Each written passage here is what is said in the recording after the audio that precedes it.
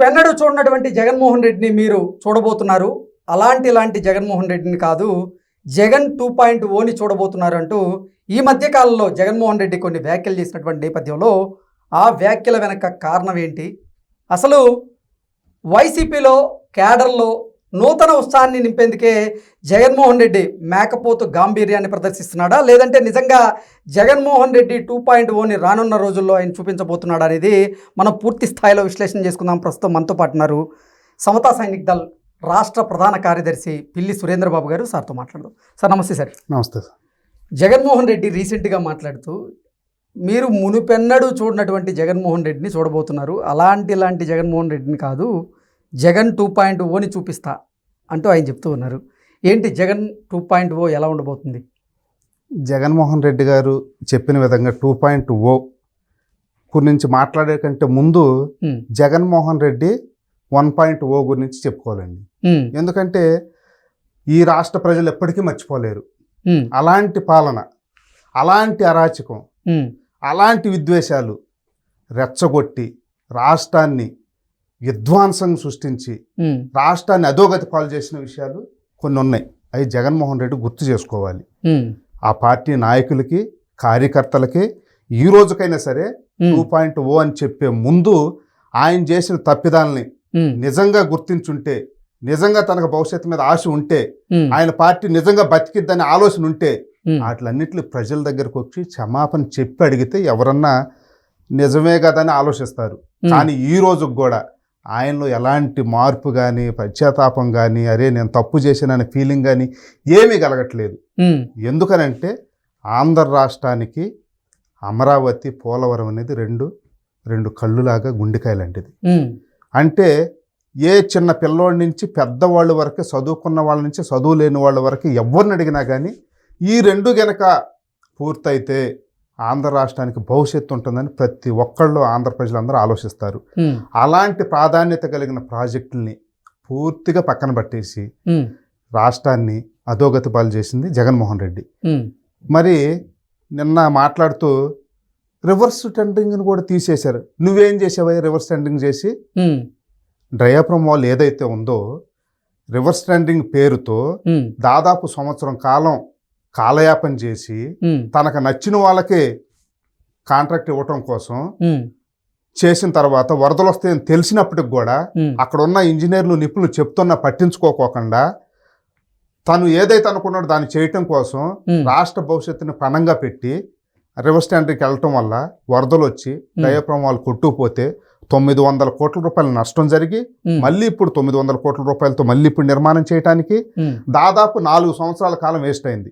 అంటే ఈ 4 సంవత్సరాల్లో గనక పోలవరం గనక పూర్తయినట్టయితే దాదాపు పోలవరం ఎడా కుడి కాలువకి ఏదైతే ఉందో 8 లక్షల ఎకరాలకి నీళ్లు కానివ్వండి, కృష్ణా బేసిన్ కింద ఏదైతే ఉందో 13 లక్షల ఎకరాలు, అంటే దాదాపు 20 లక్షల ఎకరాలకి నీళ్ళు అందే పరిస్థితి ఉండేది. దాన్ని నాశనం చేసిన జగన్మోహన్ రెడ్డి కదా. రైతులు గుర్తుపెట్టుకోరా దీన్ని? నువ్వు మాట్లాడే నిజాలు అనుకుంటున్నారా?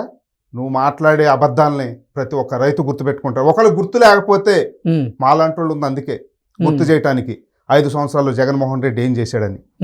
ఇంకొక విషయం, అమరావతి అక్కడ ఉండటానికి నేను ఇష్టపడుతున్నాను, నేను అక్కడ ఇల్లు కట్టుకుంటున్నాను, అమరావతిని పూర్తి చేస్తానని ఎలక్షన్ ముందు చెప్పి వచ్చిన తర్వాత తన సాక్షి పేపర్లో కూడా అమరావతి ఒక మ్యాప్ని తయారు చేసి ఎలక్షన్ ముందు ఇది ఈ విధంగా ఉండేదని చెప్పి అన్ని అబద్ధాలు చెప్పి అక్కడ రైతుల్ని, ప్రజల్ని నమ్మించి మోసం చేసి అధికారులకు వచ్చిన తర్వాత అమరావతిలో దాదాపు 10,000 కోట్ల రూపాయలతో ఏదైతే నిర్మాణంలో ఉన్నాయో 40%, 50%, 90% నిర్మాణంలో ఉన్న వాటిలన్నింటిని పూర్తి చేయకోకుండా పూర్తిగా పక్కన పెట్టేసి 10,000 కోట్ల రూపాయలు నష్టం చేసింది జగన్మోహన్ రెడ్డి.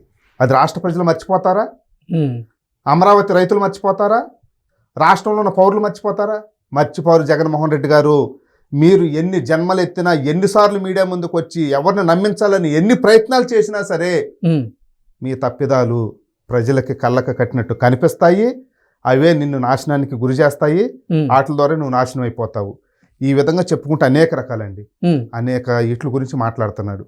నిజంగా మనిషి అన్నవాడు, మానవత్వం ఉన్నవాడు ఎవరన్నా ఉంటే మనిషిలాగా దళితుల్ని చంపేసి డోర్ డెలివరీ చేస్తే అలాంటి ఎమ్మెల్సీని పక్కన పెట్టుకొని ఊరేగింపు చేపించుకొని పక్కన పెట్టుకొని తిరిగి సిగ్గు లేకుండా ఈరోజు ఆ దళిత లీడర్లు పక్కన పెట్టుకొని వాళ్ళతో మాయమాటలు చెప్పి దళితుల గురించి మాట్లాడతావా? అంటే ఇవన్నీ మర్చిపోతారు అనుకున్నా దళితులు. ఆఖరికి ఏ స్థాయికి వచ్చాడంటే బాబాసాహెబ్ అంబేద్కర్ గారి పేరుతో కులాల మధ్య చిచ్చు పెట్టి కోనసీమ జిల్లాకి అంబేద్కర్ గారి పేరు పెడతానని చెప్పేసి వాళ్ళ ఎమ్మెల్యే మనుషులతోని వాళ్ళ ఇల్లు తగలపెట్టించుకొని జనాల్ని రెచ్చగొట్టి గొడవలు పెట్టించి రాష్ట్రాన్ని కులాల కుంపటికి మార్చింది నువ్వు కాదా? తగాదలు పెట్టి ఇది మర్చిపోతారా?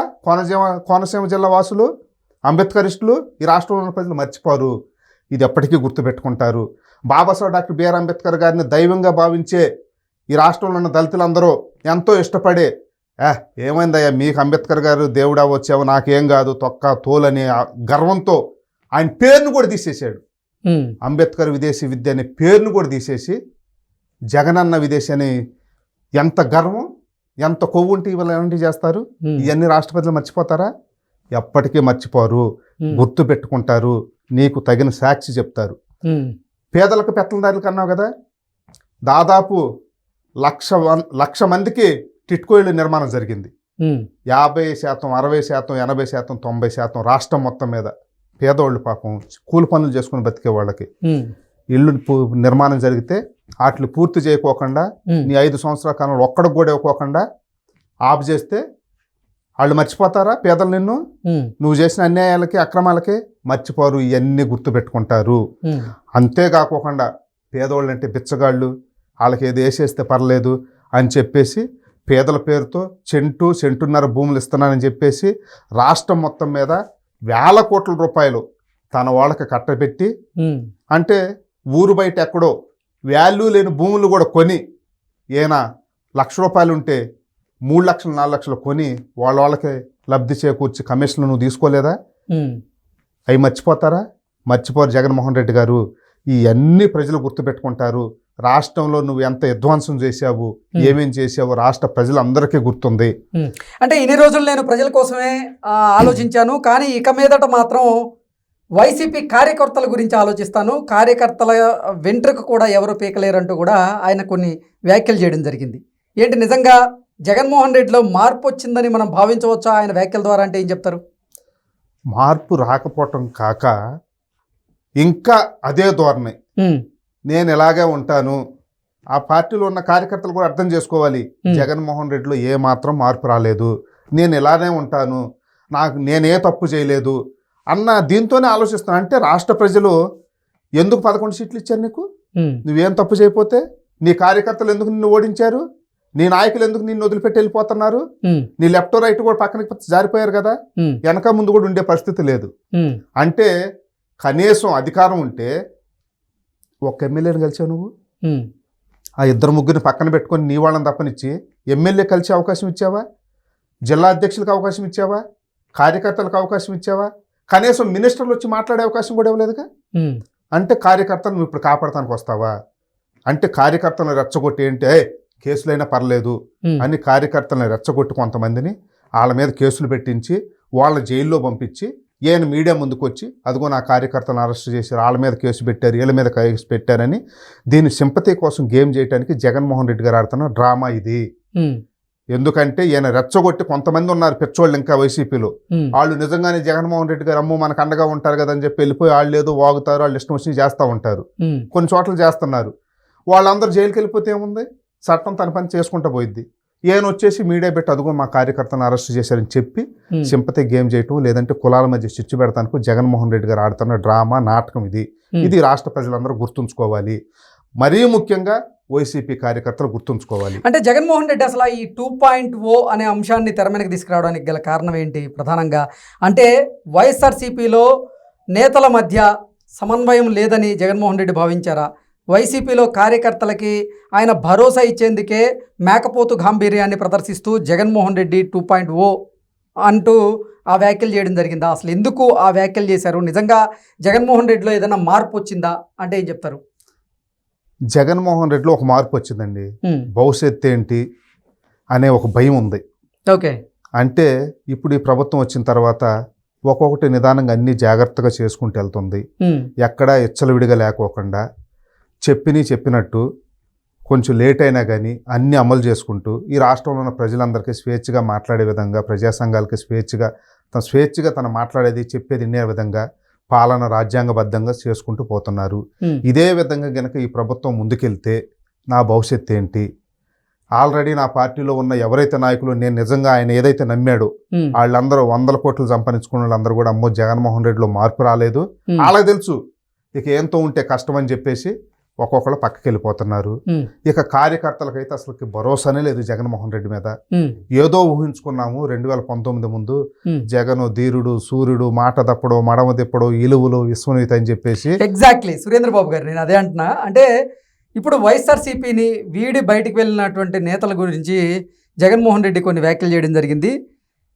పార్టీ నుంచి బయట వెళ్ళిన వారికి రాజకీయాల్లో అసలు విలువలు, విశ్వసనీయత లేదు అంటూ ఆయన కమెంట్ చేయడం జరిగింది. అయితే ఆయనకి కౌంటర్ ఇస్తూ ఈరోజు విజయసాయి రెడ్డి గారు ఒక ట్వీట్ చేయడం జరిగింది. రాజకీయాల్లోనే కాదు వ్యక్తిగత జీవితంలో కూడా విలువలు, విశ్వసనీయత, క్యారెక్టర్ ఉంది కాబట్టే నేను అసలు ఎవరికి భయపడడం లేదు, ఏ ప్రలోభాలకి లొంగడం లేదు అంటూ ఆయన ఈరోజు ట్వీట్ చేయడం జరిగింది.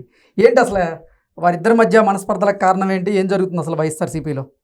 నిజంగా అది ఆలోచించాలి. ఎందుకంటే ఈరోజు ఏదో పార్టీ నుంచి వెళ్ళిపోయేసరికి ఒక్కసారిగా ఆయన బద్ధశత్రువు అయిపోయినట్టు, ఆయన మంచోడు కానట్టు జగన్మోహన్ రెడ్డి కనిపిస్తుంది. ఏది విజయసాయి రెడ్డి గారు వెళ్ళిపోయి నీతో పాటు కేసులు పెట్టించుకొని జైల్లో ఉన్నప్పుడు నువ్వు దొబ్బేసి దాచేసుకుని నిన్ను కాపాడటం కోసం నీతో పాటు జైలుకి వచ్చి నిన్ను వెనకేసి రావడానికే ఆయన జైలుకి వచ్చింది. నువ్వు చేసిన అవినీతికి నీ సహాయం చేసినందుకే కదా. అంటే అంత సహాయం చేసి అంత అండదండగా ఉన్న ఆయన రేపు పార్టీ కోసం కూడా ఆ విధంగా కష్టపడి ఆయన కోసం నిర్మాణంలో పాల్గొని పార్టీ బాధ్యతలు కూడా తీసుకొని ఆయన పట్టించుకోపోయినా ఏమన్నా అవమానంగా చూసినా సరే ఆయన పార్టీ కోసం ఆయన కోసం ఇంత పనిచేస్తే ఆఖరికి వెళ్ళిపోయేసరికి ఈయనకి ఇలువలు లేవు, విశ్వనీయత లేదని అంటున్నాడు. నిజంగా నీకు ఇలువలు, విశ్వనీయత అనేది ఉంటే నువ్వెందుకు తీసుకున్నావు మిగతా వాళ్ళ పార్టీలోకి? అప్పుడు అనిపించలేదా అక్కడ ఉండలేకపోయారు, నా మీద నమ్మకము, నన్ను చూసి వచ్చారని గొప్పలు చెప్పుకున్నావు కదా, మరి అప్పుడేమైపోయింది ఇలువలు, విశ్వనీయత? అది జగన్మోహన్ రెడ్డి రాష్ట్రపతిని అర్థం చేసుకోవాలి. నిజంగా ఇలువలు, విశ్వనీయత ఆ రోజు ఎవరిని పార్టీలో తీసుకునేవాడు కాదు, ఈ రోజు ఆ మాట మాట్లాడేవాడు కాదు. సొంత తల్లే అమ్మో నా కొడుకుతో డేంజర్ అని చెప్పేసి ఏం చేస్తాడో భయంతో విదేశాలకు వెళ్ళిపోయింది. సొంత చెల్లెళ్ళు అమ్మో మా అన్నను నమ్మొద్దని రాష్ట్రం అంతా తిరిగి మా అన్నను ఓడించండి, ఒక కుటుంబ సభ్యుడిగా పనికిరాడు, రాజకీయ నేతగా అసలుకి పనికిరాడు, సీఎంగా ఉంటే రాష్ట్రం అరాచకం అయిపోతుందని చెప్పారు. అంటే ఈ రాష్ట్ర ప్రజలందరూ అర్థం చేసుకోవాలి జగన్మోహన్ రెడ్డికి ఎలాంటి విలువలు ఉన్నాయి, ఎలాంటి విశ్వనీయత ఉందనేది. ఎందుకంటే ఈ దేశ చరిత్రలో ఇంతమంది రాజకీయ నాయకులను చూసాం, కానీ తండ్రి చచ్చిపోయిన అరగంటకి శవాన్ని పక్కన పెట్టుకొని నాకు ముఖ్యమంత్రి పీఠం ఇవ్వండి, నాకు ముఖ్యమంత్రి చేయండి అని చెప్పేసి సంతకాలు పెట్టించుకున్న నాయకుడిని ఈ దేశంలో ఎవడన్నా ఒక్కని చూపించండి, ఒక్క జగన్మోహన్ రెడ్డి. అది ఇలువలు, విశ్వనీయత అంటే. తండ్రి శవాన్ని పక్కన పెట్టుకొని సంతకాలు తీసుకోవటం ఇలువలు, విశ్వనీయత అంటే. తను స్వయానా రాసిచ్చాడు అమ్మకి, చెల్లికి, కానీ నా ఆస్తి నాకు కావాలి అని చెప్పేసి కోర్టుకి వెళ్ళిన వ్యక్తి. అది ఇలువలు, విశ్వనీయత అంటే. నా పార్టీలోకి తీసుకొని చెప్పి తీసుకొని వెళ్ళిపోయేటప్పుడు మాట్లాడుతున్నాడు చూడండి ఇప్పుడు, అది ఇలువలు, విశ్వనీయత అంటే జగన్మోహన్ రెడ్డి. తర్వాత ఎవరైతే చంపేస్తారో, ఎవరైతే తిడతారో, ఎవరైతే బట్టలిప్పి తిరుగుతారో, ఎవరైతే బూతులు మాట్లాడతారో వాళ్ళందరిని పక్కన పెట్టుకొని చక్కగా నవ్వుకుంటూ ఎంజాయ్ చేసుకుంటూ తన ప్యాలెస్లో, తన క్యాంపులో తిరుగుతాడు. దాన్ని ఇలువలు, విశ్వనీయత అంటారు. ఇది ఆంధ్రప్రదేశ్కి రాబోయే కాలంలో 2.0 నేర్పాలని జగన్మోహన్ రెడ్డి గారు అనుకుంటున్నారు. ఇది రాష్ట్ర ప్రజలందరూ అర్థం చేసుకోండి. 2.0 అంటే రాబోయే కాలంలో వీటిల్నే ప్రమోట్ చేస్తాడు. ఇప్పుడు ఏదైతే మాట్లాడుకున్నాం వాటిని ప్రమోట్ చేస్తాడు.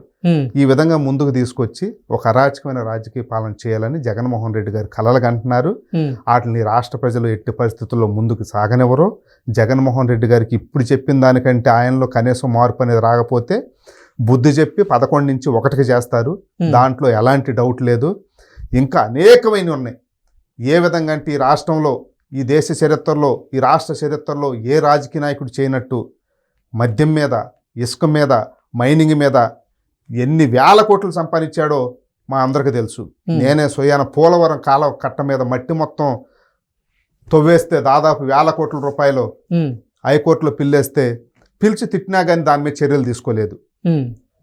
ఈయన రాష్ట్రం గురించి, రాష్ట్ర భవిష్యత్తు గురించి, నీటిపారుదల శాఖల గురించి, రాష్ట్ర బడ్జెట్ గురించి మాట్లాడతాడు. ఉమ్, ఎన్జేటీ వాళ్ళు పిలిచి 100 ఎకరాలు అక్రమ మైనింగ్ జరిగింది, చర్యలు తీసుకోండి అని చెప్పినా కానీ దాని మీద ఒక్క మాట మాట్లాడు. ఉమ్, ఏనా ఖజానా గురించి, ప్రకృతి గురించి, ప్రజల గురించి మాట్లాడతారు.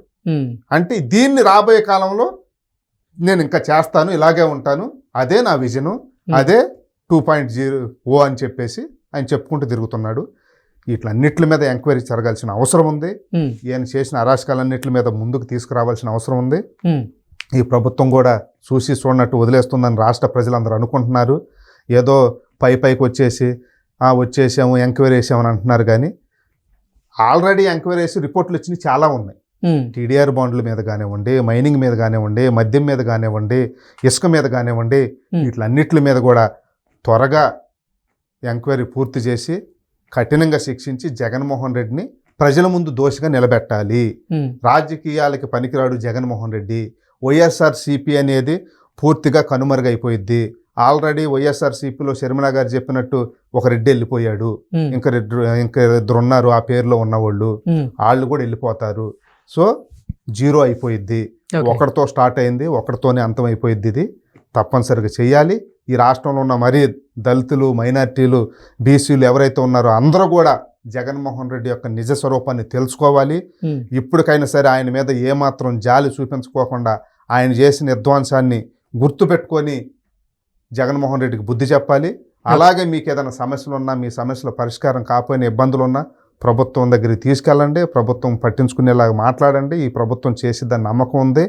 రాబోయే కాలంలో కూడా పథకాలు కూడా ఏదైతే సూపర్ 6 ఏమైనా అంటున్నాడు కదా, ఉమ్, సూపర్ 6లో ఆల్రెడీ ఒకటి ఇచ్చారు, పెన్షన్లు పెంచారు, అన్న క్యాంటీన్లు పెట్టారు, ఒక్కొక్కటి చేసుకుంటూ వస్తున్నారు. నెక్స్ట్ అకాడమిక్ ఇయర్కి తల్లికి వందనం ఇస్తామంటున్నారు, రైతు భరోసా ఇస్తామంటున్నారు, విద్యా దీవెన ఇస్తామంటున్నారు. అది ఇవ్వకపోతే కంపల్సరీ మాలాంటి వాళ్ళు కూడా మాట్లాడతారు. ఉమ్, ప్రజలకు మేలు జరిగేలాగా మేము కూడా ప్రయత్నం చేస్తాము. తప్పులుంటే తప్పకుండా ప్రభుత్వం దృష్టికి తీసుకెళ్తాము. ఉమ్. అంతేగాని మరొకసారి రాష్ట్ర ప్రజలు మోసపోకూడదని చెప్పేసి మీ అందరికీ పేరున విజ్ఞప్తి చేస్తున్నాను. ఓకే.